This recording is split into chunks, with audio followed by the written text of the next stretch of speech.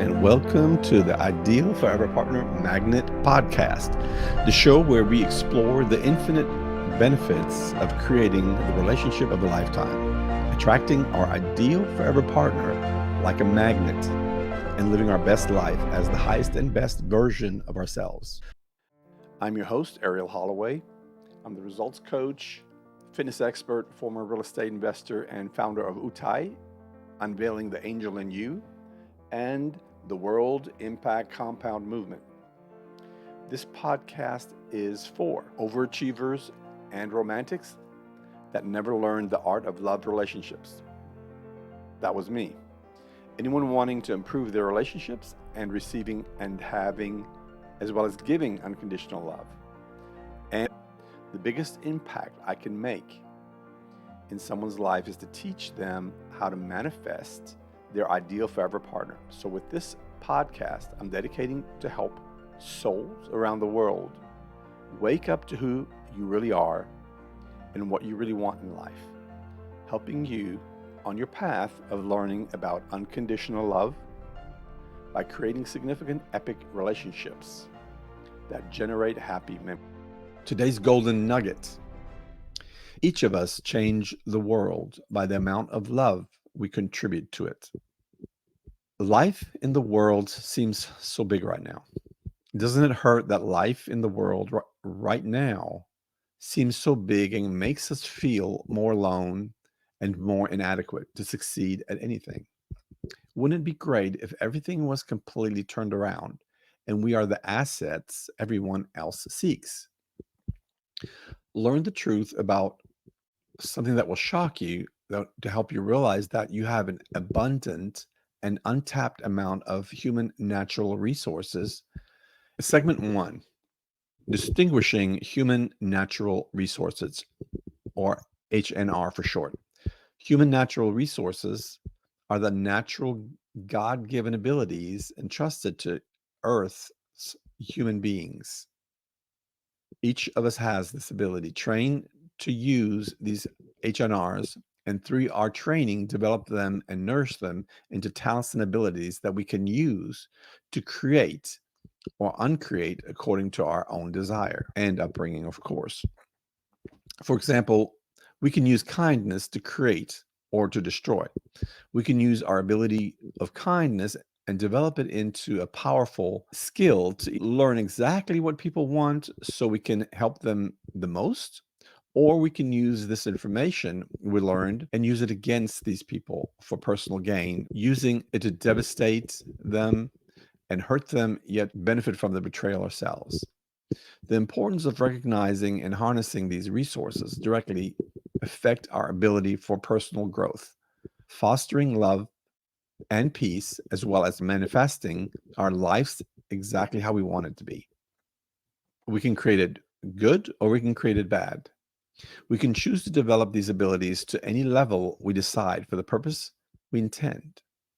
Segment 2, the power of human natural resources.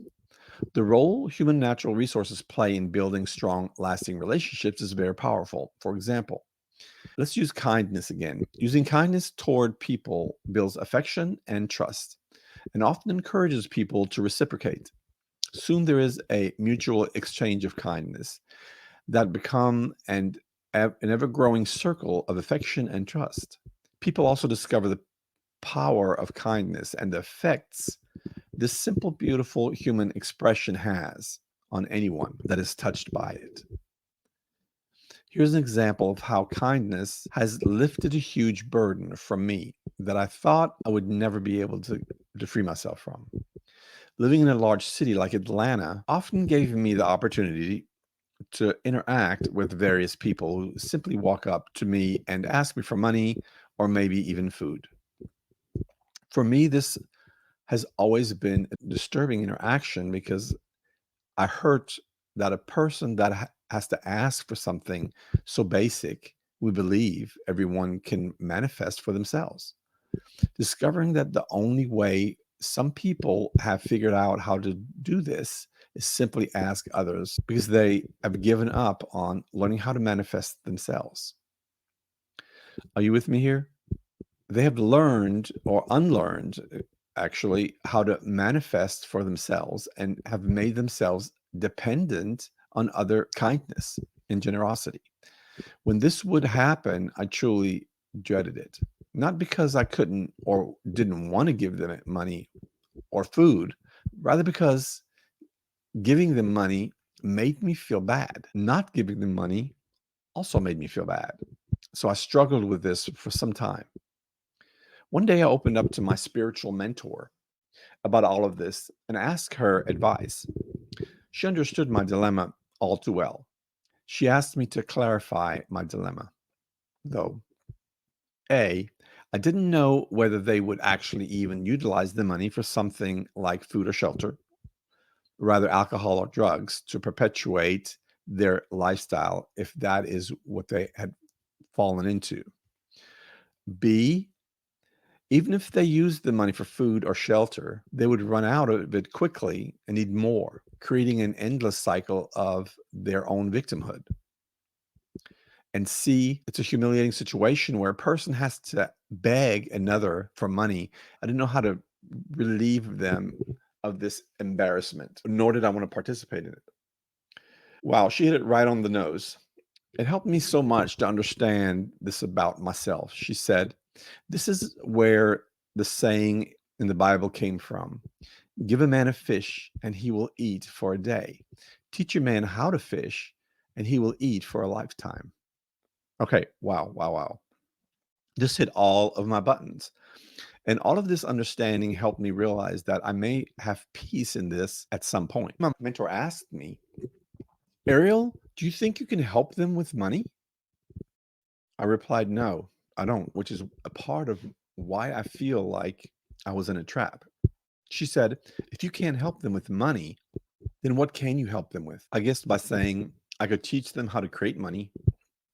She said, exactly. But how would you do that?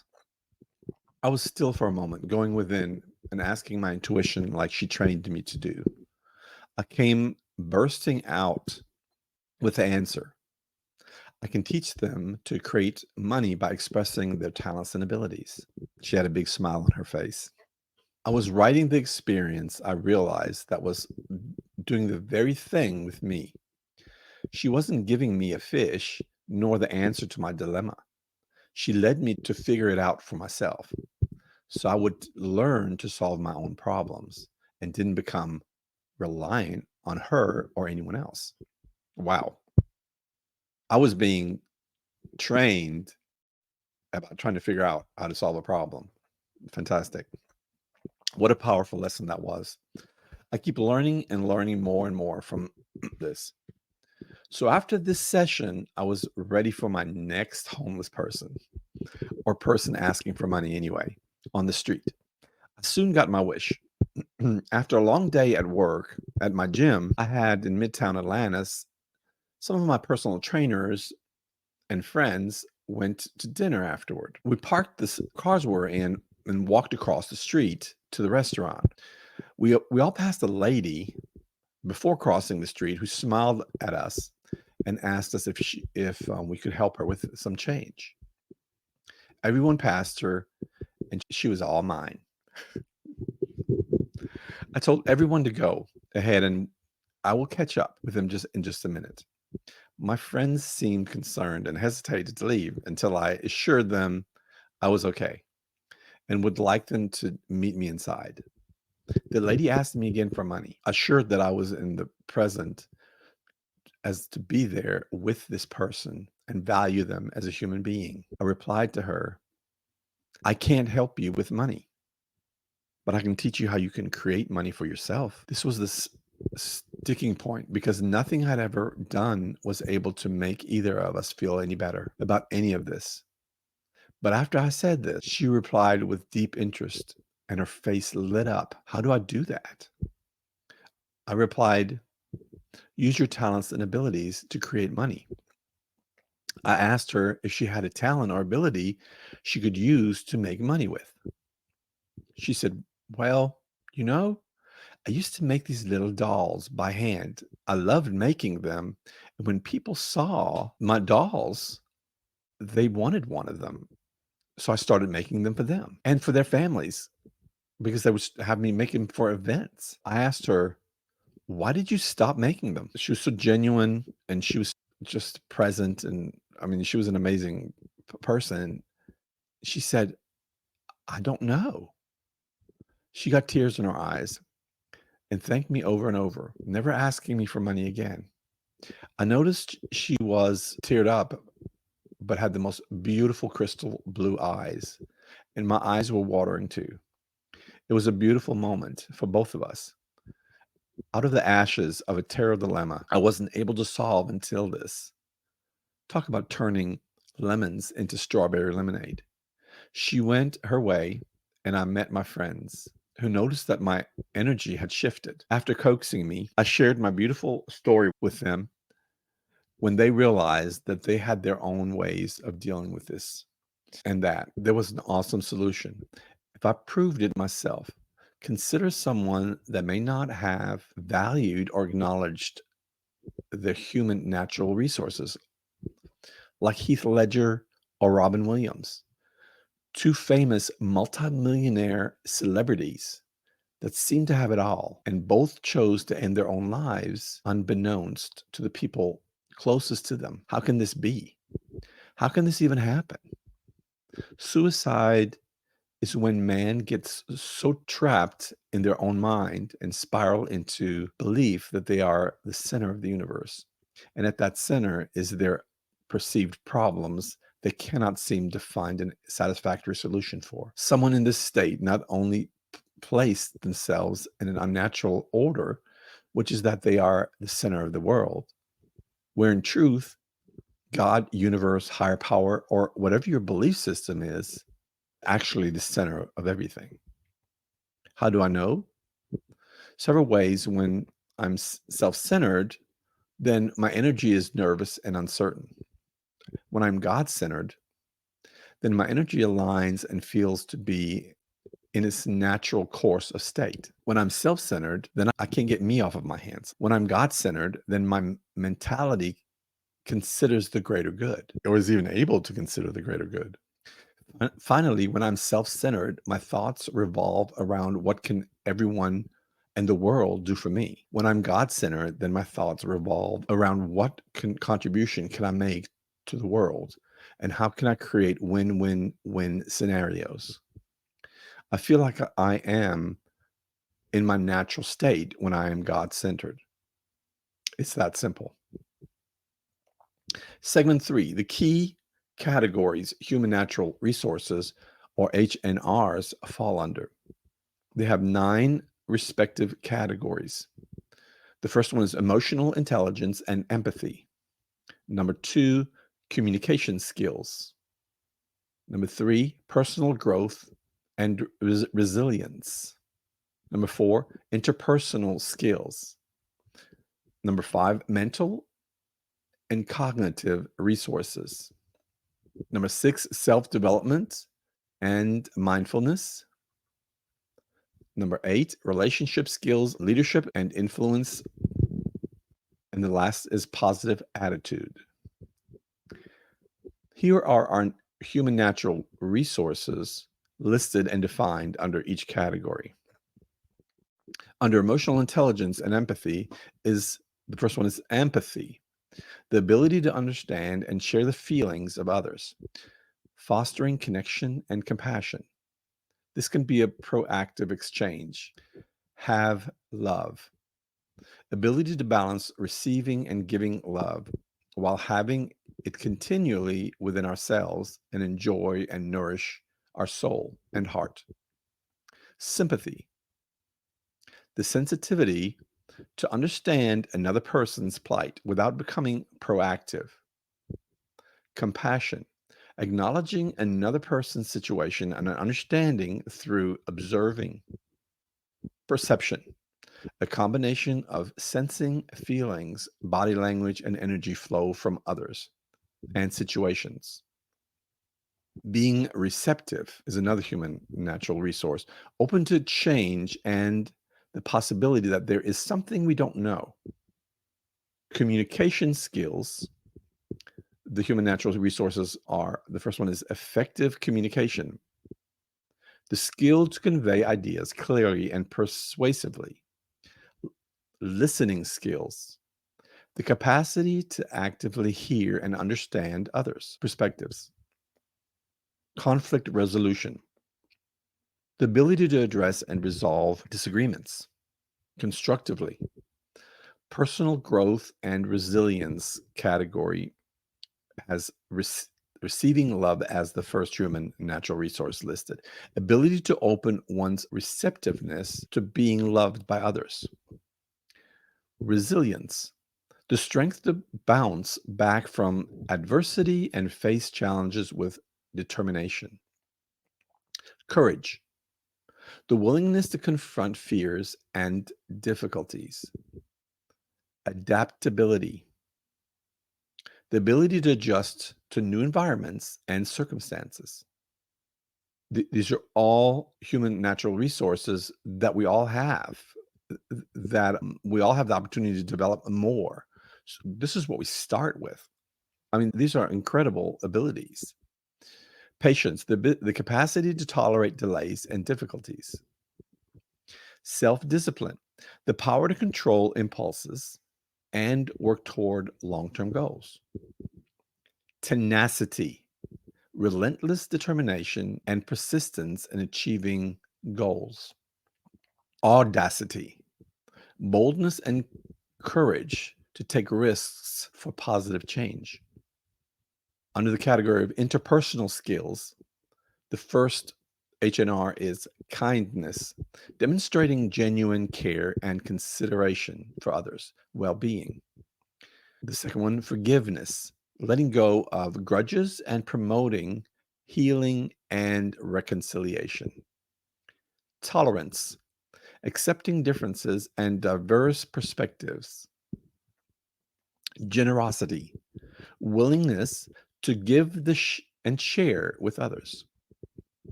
Distinguishing beauty, ability to see beauty wherever we go and appreciate it as it is.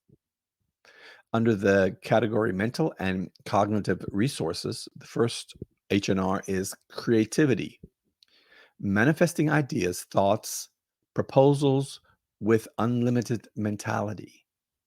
Limitless abundance mindset, tapping into our higher being that has no limits and is abundantly centered. Wisdom, applying knowledge and experience to make sound decisions. Problem solving, analyzing and solving complex issues with creative thinking. Humor, using laughter to ease tension and strengthen connections. Curiosity, a desire to explore and learn about the world. Open-mindedness, being receptive to new ideas and perspectives. Excuse me. Optimism, maintaining a positive outlook even in challenging situations. Being ever expansive, relent of continuing to grow for life. Under the category of self-development and mindfulness, the first HNR is self-love, cultivating a healthy self-regard, and self-care. And the next one is self-awareness, recognizing one's thoughts, emotions, and behaviors.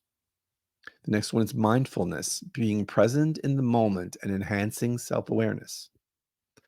Under the category of relationship skills, giving love, ability to return the love we learned to others multiplied in greater unlimited abundance. Trust, building confidence and reliability in relationships. Loyalty, staying committed and faithful in relationships. Graciousness, showing kindness and courtesy in interactions. Conflict resolution, addressing disagreements constructively. Relationship building, establishing and nurturing meaningful connections. Under the category of leadership and influence, the first H and R is leadership, guiding and inspiring others toward common goals. The next H and R is empowerment, encouraging others to recognize their potential. Inspirational skills, motivating and uplifting individuals and groups. Under the category of positive attitudes, gratitude, recognizing and appreciating the good in life. Optimism, maintaining a hopeful outlook in various situations. Humility, acknowledging one's limitations and mistakes. These distinctions help clarify the unique qualities and attributes associated with each human natural resource. Since we are blessed with so many human natural resources, or HNRs, I'm happy to go into detail on any of these, as well as share how we can develop each or a combination of them and elevate your skill value out in the world and to yourself. Just comment which one you would like to be highlighted in one of my next episodes. Segment 4, cultivating human natural resources. For love, here are some methods we can use. Our H&R to improve and upscale our relationships to whatever level we choose. Human beings have a need to be understood. Developing our emotional intelligence helps us relate to others in a deeper level than simpler conversations can offer. Asking a person questions about themselves and noting their body language are opportunities for you to give them the space they require as well as the understanding they desire. The HNRs listed under relationship skills are essential for building valuable, strong, and epic relationships with our ideal forever partner and others. They include trust, loyalty, graciousness, conflict resolution, and relationship building. For example, graciousness is one of our powerful abilities. I coached a couple, let's call them Tom and Sheila, that fell into frequent arguments over admittedly insignificant topics. Working with them together was helpful, but the real changes happened when I worked with them separately. They were a man woman couple, and the woman was just learning that there had to be a leader in their family and just one leader. Even though she was not raised this way and resisted the man leading the family, believing that showed a weakness on her part. I think this is a pretty common thing out in the world. She did want the relationship to work and attempted to be in the role of the wife that took charge of the management of the home and the home training of their future children. Funny thing here, she wasn't the problem. The man was the reason the family didn't work. He had not learned that he was responsible for leading the family and to teach his future children out in the world. He was afraid that since his wife didn't adhere to this theory, if he pressed it, then she would leave him. He was afraid to be the man of the house out of fear his wife would leave. The very thing he was afraid of to do was the very reason the relationship didn't work. His wife needed him to lead in order to move out of her mentality that there had to be two captains and everything had to be equal. She did not realize that everyone had their own roles to play. There could only be one captain, though, and she was the only one acting like she could be the captain. Coaching the husband separately helped him realize this role in his family, and he took responsibility for his family not working out before and committed to making his family work, which of course required him to take the lead, become the captain. Graciousness played a large role because Tom had to bite his lip at times not to step aside from leading, rather to keep leading and forge ahead without getting sidetracked into programmed arguments of why his wife, Sheila, felt It should be the way she learned from her family it should be. Tom had to be gracious and not get involved in arguments. All he had to do is just lead. Developing his graciousness allowed him to keep leading even while having insults and defiance hurled at him from his wife. As soon as Sheila realized that her old programming no longer affected Tom in this manner, Sheila shifted to being in her role in their family, and she had never been happier. Now they live their dreams lives in their natural roles, building their lives and family together with excitement and anticipation of further growth while making happy memories. Later, Sheila revealed that she had some anger issues around all of this prior to them resolving their differences and choosing to be a team instead of adversaries. She confided in me and asked me to share this with anyone it might help by changing their names, though, of course. That her anger stemmed from Tom not taking the lead in their marriage. Her mother had the same anger toward her father. It's almost like dating the man, lead the family, and when he does, he gets great resistance until he chooses to lead no matter what. Enabling the woman to acknowledge this and step into her natural role of supporting the leader. Now, of course, this is one theory and one I have seen work over and over. Of course, we can create our lives any way we want to or choose to that hopefully works for us. Can roles be reversed? Of course. If both partners want this, who is to say what works best for them? Best to have open eyes, though, going into a relationship from beginning to define this to make sure both people are compatible in this relationship. Meaning, if the roles, if both people want the roles to reverse, they need to know that at the beginning to be fair to each other. Segment 5, cultivating human natural resources. For peace, happy relationships make happy people and happy families. Happiness creates curiosity from others who have not achieved this joy yet. They will observe it and attempt to replicate it, creating a more loving and intentionally conscious world, promoting love and thereby peace. If you want to create peace in the world, then just generate more love. Don't wait for someone else to create more love or be more loving. Just create more love yourself. Each of us change the world by the amount of love that we contribute to it.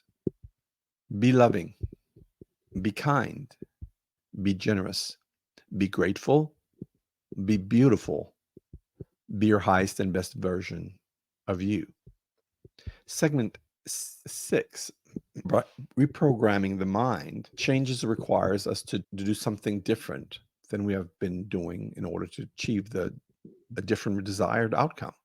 Our human natural resources are the raw materials we are given to develop and mold into valuable and powerful skills in order to create our lives exactly the way we want them to be.